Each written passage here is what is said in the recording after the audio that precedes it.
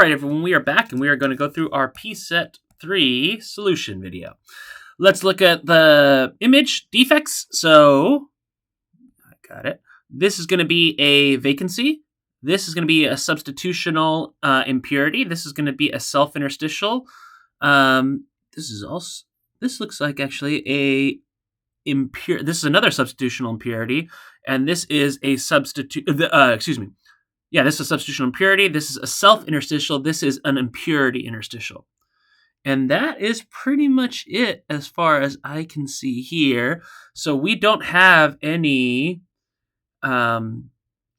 so these are all... This is 0D, 0D. I'm just going to do 0, 0, 1, 2, 3, 0, 0. No Frankel-Shocky because we don't have two different types of atoms. No voids, no grain boundaries, and actually no edge dislocations here as well. So... excellent. That's it. We need the Frankel-Shocky defects for Ti2O5. It tells us these enthalpy of formations. The dominant reaction will be the one with the lowest enthalpy of formation, which will be this one. So let's go to null, goes to vacancy of Ti is going to be minus 1, 2, 3, 4, 5, plus vacancy in oxygen is plus 2, 5, 2. If I do the Frankel defect, Ti goes to vacancy of Ti, 1, 2, 3, 4, 5. Plus Ti on the interstitial, 1, 2, 3, 4, 5.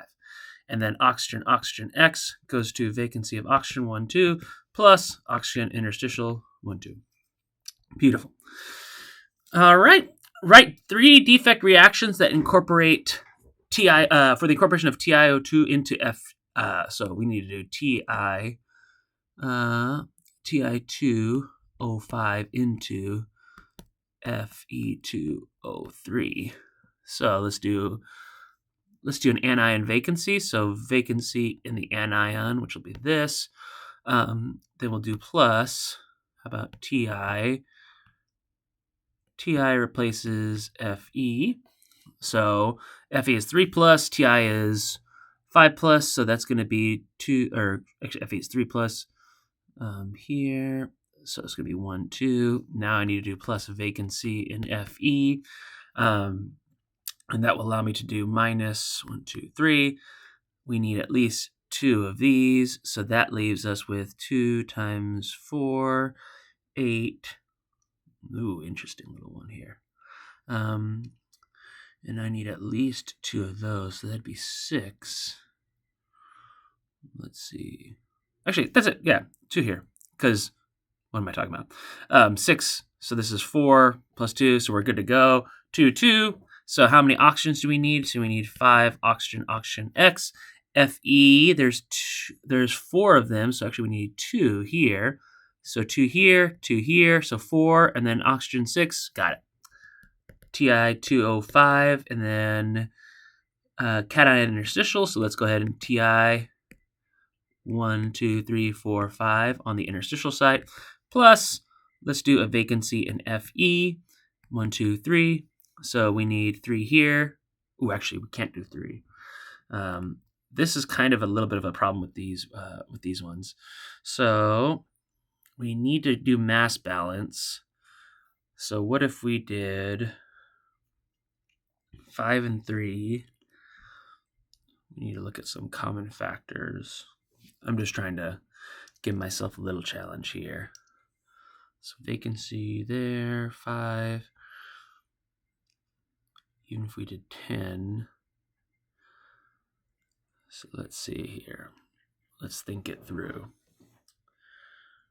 What if I did 10, 50 here. Ti is going to be this. Let's see. I also need a negative interaction. How about, let's do something like this. Let's just mass balance to begin with. So let's do 2, so that's 10.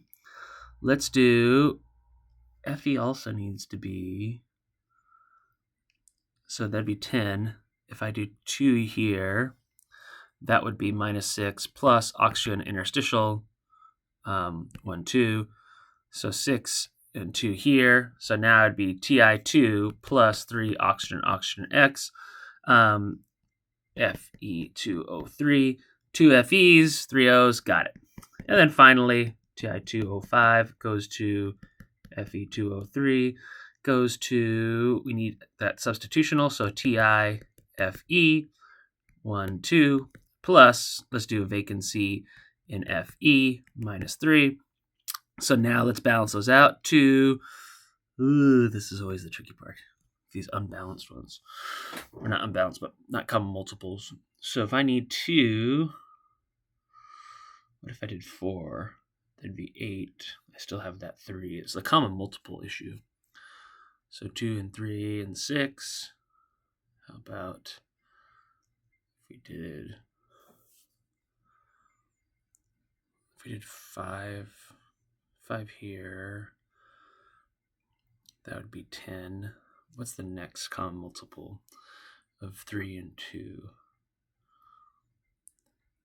How about 30? So if we did 10 here, and if we did 10, that'd be minus 30. So then we need 15 here. That's the problem. This is odd number issue. So 10 won't work either. I'm just trying to write out a unique reaction. Let's see.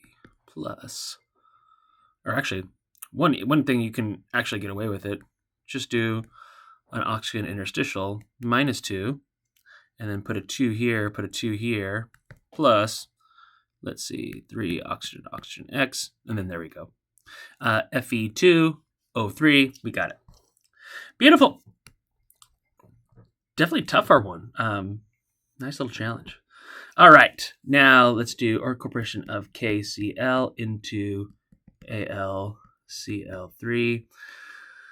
I need an anion vacancy, so vacancy Cl plus, and then I'm going to do plus I'm going to do a K where an Al needs to be. Al is 3, K is this, so that's a minus 2. So we'll put a 2 here. So K plus Cl, Cl, X, Al, 3Cl, got it. KCl goes to AlCl3, and we need a cation interstitial, so that's going to be K on an interstitial side is plus 1, plus, let's do a vacancy in Al, which is going to be minus 1, 2, 3, so let's put a 3 here, 3 KCl plus 3 ClClX, AlCl3, got it, and then finally KCl goes to AlCl3, plus, goes to, KAl minus 2,